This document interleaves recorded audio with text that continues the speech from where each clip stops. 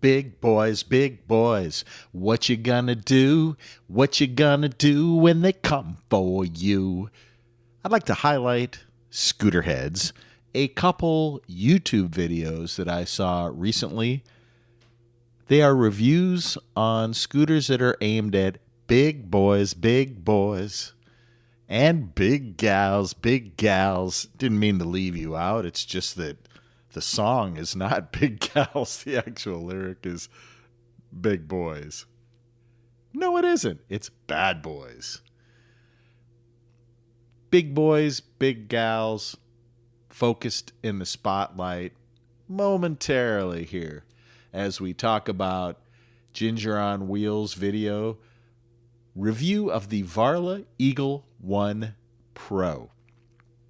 Check it out now. If you get a chance, if you're on YouTube, you're looking at scooters, you're maybe over 200 pounds, you might want to look at the Varla Eagle 1 Pro, and nobody is going to give you more of a feeling like you're actually riding it than Ginger on Wheels. And as he's riding, he's talking about the scooter itself, how much it flexes, how much power it has, his impressions on the quality of the scooter.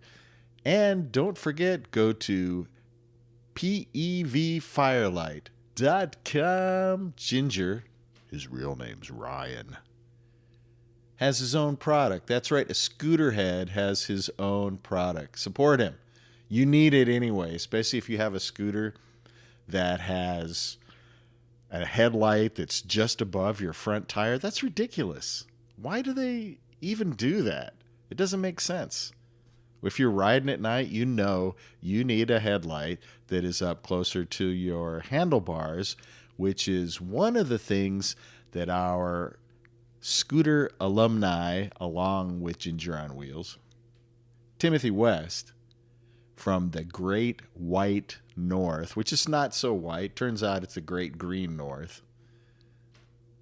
He reviewed the Apollo City, which somehow I got confused with Apollo Pro, because I know the Apollo Pro is coming out, and I saw Tim West, and I saw Apollo, and I thought, oh, it must be the Pro, and I had it in the back of my mind. But that has a headlight up near the handlebars. And Mr. West really enjoyed that scooter. And I enjoyed watching the video. It's an outstanding video. And that machine looks very sleek, very well put together. It looks like a good product. Now, I know Ginger weighs about 220, and I'm guessing, I don't want to call these guys out if it's private information or whatever. I'm not their doctor or anything, so we don't have any patient podcast host privileged information that I'm broaching here. Ginger actually says he's about 220 pounds, and I would guess that Tim is in the ballpark, let's say. And while Ginger is riding the Eagle 1 Pro, Timothy West is riding the Apollo City. Check those YouTube videos out if you get a chance. Now, let's move on with the news.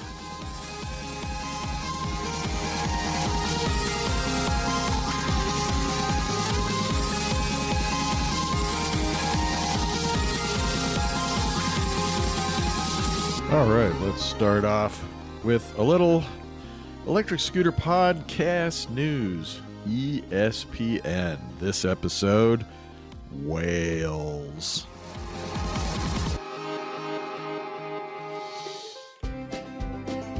Well, it's time for the news. Electric scooter podcast news. It's time for the news. All right, you get the idea. It's time for the news.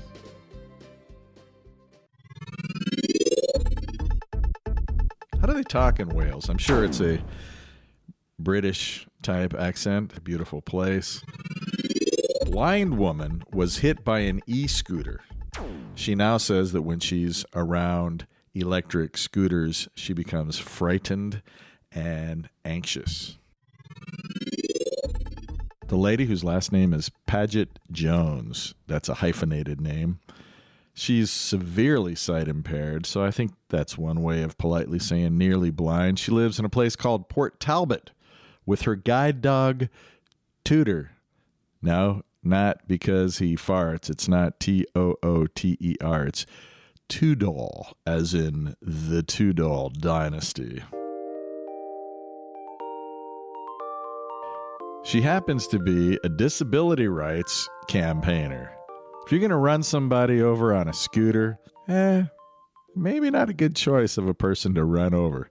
She said that she was left scraped and bruised, and she wants to raise awareness of the law on electric scooters before Christmas time.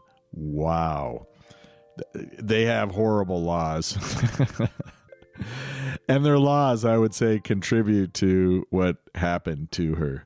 Should I get way into that? Just suffice it to say that when you promote rental scooters and you discourage privately owned scooters, you're going to have people riding scooters in more of a haphazard and dangerous manner. That's just the way it is. I didn't make the rules. That's just life. That's just the way it happens. So she wants to promote knowledge of these laws that create more problems.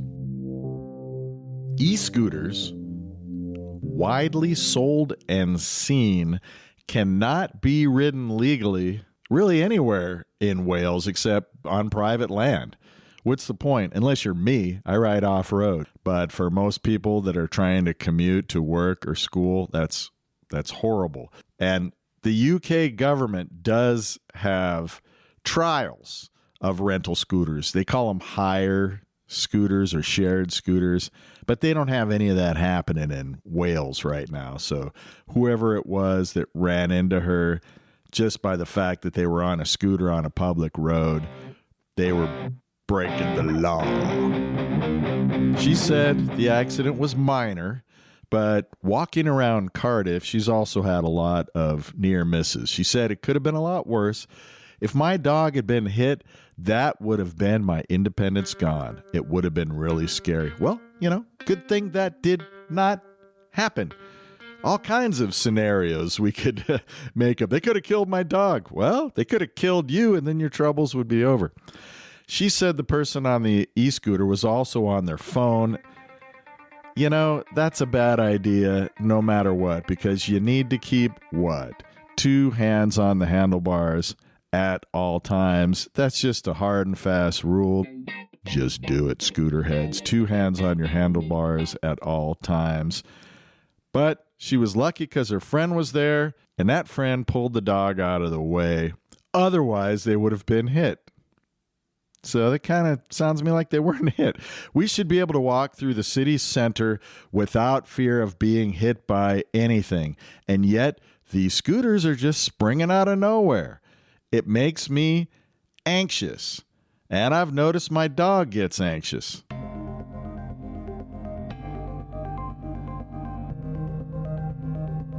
Little Dagwood sidebar here. I've noticed too that dogs don't like the sounds of an electric scooter motor. Something about the pitch drives them a little nuts. Back to Miss Paget Jones. Near misses keep happening, and the dog kind of stops to pull me in, and that shouldn't happen. Going at high speeds past us is frightening. The dogs aren't expecting it, and we're not expecting it. They just go so quickly. Scooter heads, a little beep beep on the horn. Good idea. It worries me about Christmas that everyone is going to start buying them for their children. Hey, there are worse things you could buy for a child than an electric scooter, believe me. She opined that her constituency feels intimidated and annoyed by people using e-scooters illegally. She says they're breaking the speed limits, running red lights, weaving in and out of traffic. Well, I don't know about breaking speed limits. They're not even supposed to be on the road at all. So if they're going 1 mile an hour, they're breaking the speed limit. Running red lights, are they? Really? You're blind? How do you know that they're doing that? People telling you? and they're weaving in and out of traffic. Well, that's so you can get to where you're going a little quicker. I weave in and out of traffic on motorcycles. Haven't had a lot of opportunity to do it on scooter, but definitely do it if that's what necessitates me getting to where I need to go.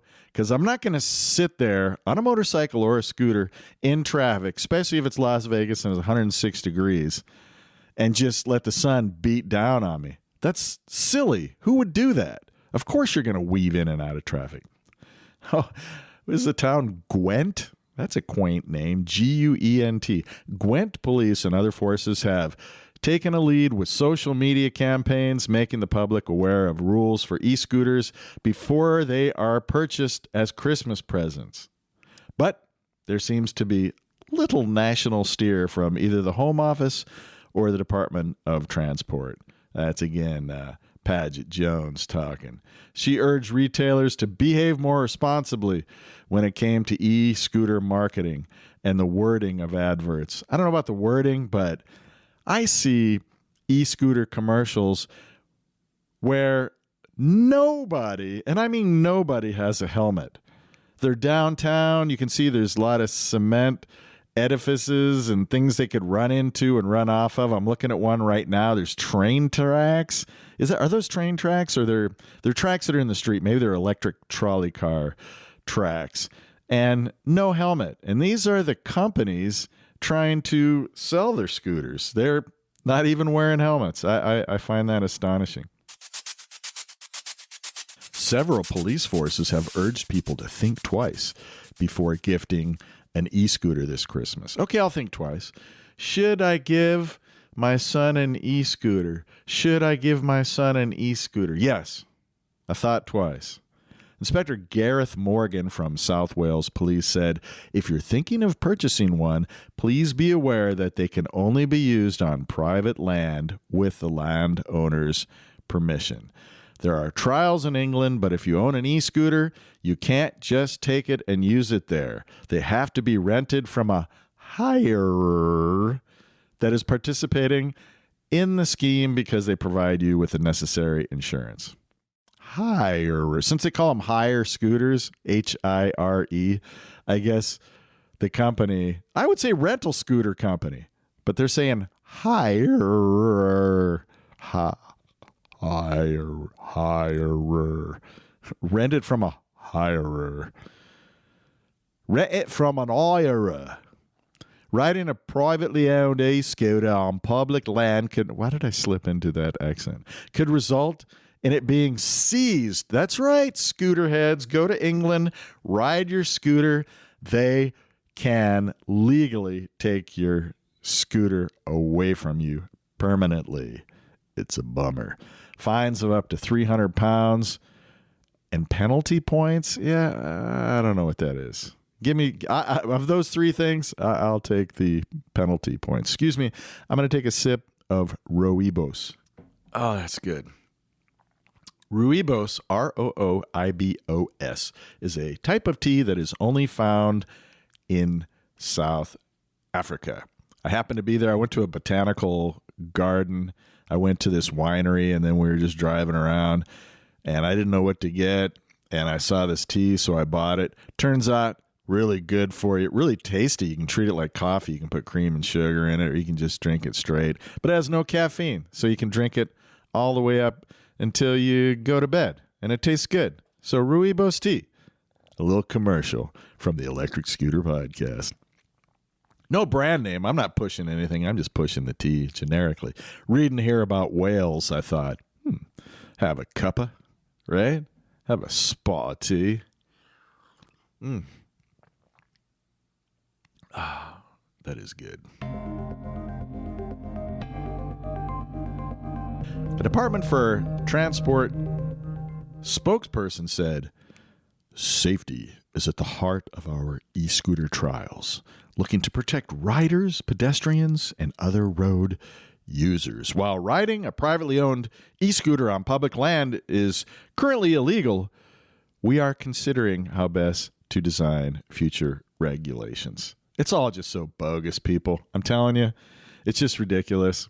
Only allowing rental scooters on public roads ensures that you will have a higher percentage of scooter heads, scooter riders on the road who are not familiar with the controls, maybe never even ridden one before, probably don't happen to have a helmet with them.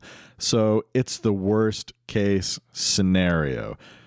If they would do the absolute reverse and ban rental scooters and allow people to have private scooters, then you would have people who are hopping on the same machine every day. They're very familiar with how strong the brakes are, how strong the throttle is, how everything works. They're staying on top of the maintenance. It's frustrating to read these articles, but that's what we do here.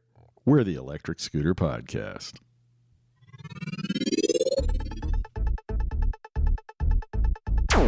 The first legal sales of marijuana in New York City will likely be delivered on bikes and electric scooters. Dozens of people have already received state licenses to open retail shops to sell marijuana. And they will be able to deliver their products using, in quotes, bicycle, scooters, or other similar methods of transportation. Retail shops selling marijuana, ganja, the devil's harvest, will be able to deliver their products using, and this is a quote, bicycle, scooters, or other similar methods of transportation, as well as motor vehicles, said New York State's Office of Cannabis Management, the OCM. I wonder what those officials had to do to get elected to the Office of Cannabis Management. While these types of deliveries will be permitted statewide, the bike and scooter deliveries will be most visible in Manhattan. Why Manhattan? Maybe that's where most of the stoners live. This model also keeps companies like Uber, Grubhub, and DoorDash out of the marijuana market for now. I don't know if I agree with that.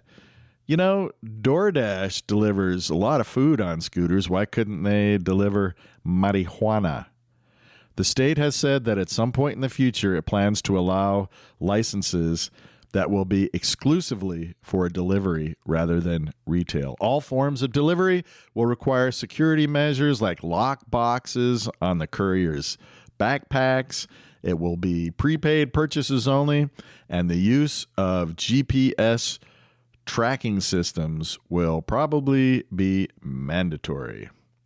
Deliveries will be to those aged 21 and over with IDs checked at sale and upon delivery. Those with retail licenses will be able to hire up to 25 delivery staffers per business. Hey, scooter heads, here's a job for you. Delivering marijuana. You also have to deliver it from a warehouse, not from the retail location. And they're allowed to do that for an entire year before they even open their store. That you got no store, but you got a warehouse. And you get your fleet of scooters and scooter heads, and you have them delivering that Mary Jane. The state has struggled with getting licensed marijuana sales up and running amid the increase in stores selling contaminated products illegally. Whoa. I dump on Las Vegas a lot, but here's one thing I will say for Las Vegas. The very day marijuana became legal for sale, there were so many retailers opening immediately. Everything was inspected by men in lab coats. It had detailed levels of THC on the product, when it was grown. There's all these laws that were in place, and bam, on day one, you'd walk into a steel and glass dispensary, or what do they call it? Clinic. I don't know. They have different names for it. I guess you would say dispensary. And of course I had to tour a couple of them just to see it because it was something new, interesting, and different. And you'd be greeted at the door. Good afternoon. I'm Andrew, and I will be your bud tender this afternoon. Is there anything in particular I could interest you in? We have CBD, we have dabs, we have resins, we have pre-rolls, we have pipes, we have vapes. Wow, it was mind-blowing. It's like they had just been waiting for that day. But apparently that didn't happen in New York City. I know Oregon was one of the places in America, I think it was the second state after Colorado to make marijuana legal. And buddy of mine bought some weed up there, and I looked at the label. Everything looked janky. Everything just looked kind of like, not up to Las Vegas standards for sure.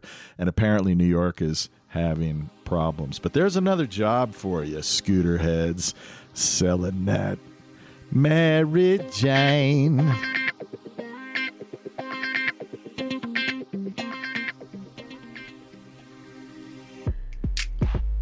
All right, Scooterheads, our last piece of news comes from New York City.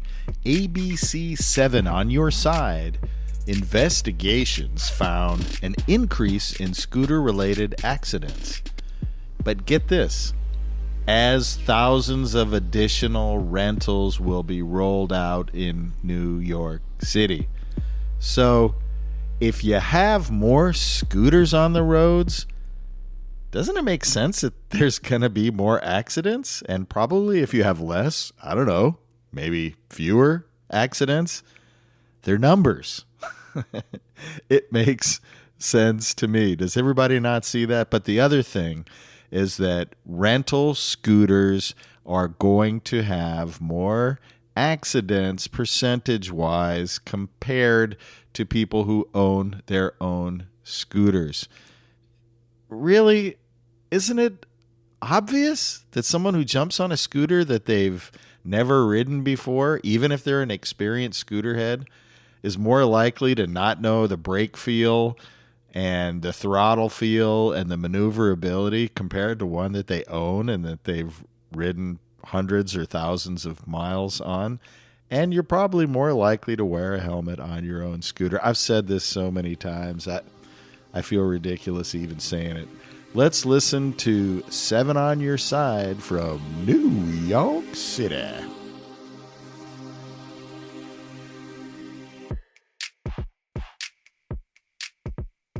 You're driving through the streets of New York City. You're not only sharing the roads with people walking and cycling, but also a new form of transportation, electric scooters. And as more people ride, more people are getting hurt while trying to share the roads. Investigative reporter Dan Krauth showing us why thousands of new scooters will be hitting the streets soon.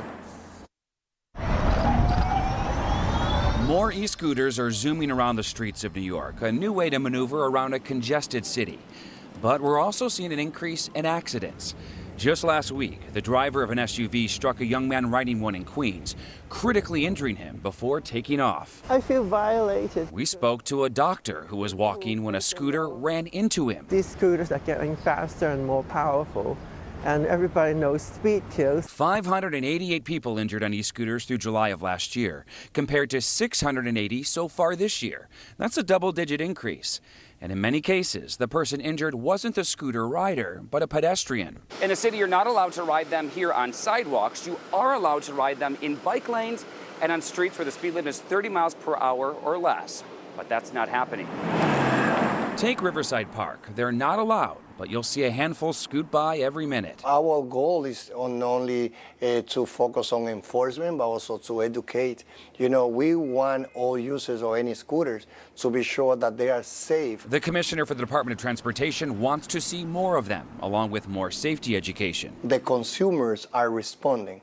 The consumers are using the scooter and they're saying we want more. In the Bronx, you don't have to own your own scooter. You can rent one like a city bike. It's part of a pilot program. The city's now doubling the size and scooters available, calling the program so far a success. They want to expand the use of bike lanes along the way, calling it a greener way to get around, especially in boroughs with limited public transit. Brooklyn could be next. So eventually you might be able to rent a scooter anywhere in New York City.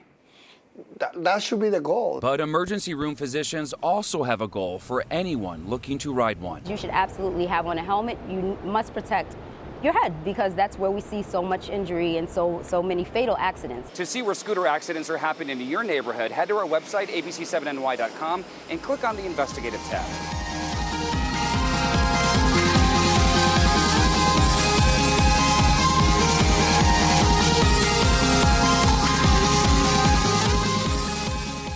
Don't forget, you heard it here on ESPN, the Electric Scooter Podcast News. And with that, that's about all we've got for you, Scooterheads. Stay tuned next week for another episode of the Electric Scooter Podcast. Don't forget to patronize fellow Scooterheads when they have products on the market. PEVFirelight.com from Ginger on Wheels. Watch Timothy West. Watch all the guys out there. Electric Scooter Guide. There's a bunch of them. I can't name them all. I'm sorry. But until next time, keep the shiny side up and the dirty side down. Aloha!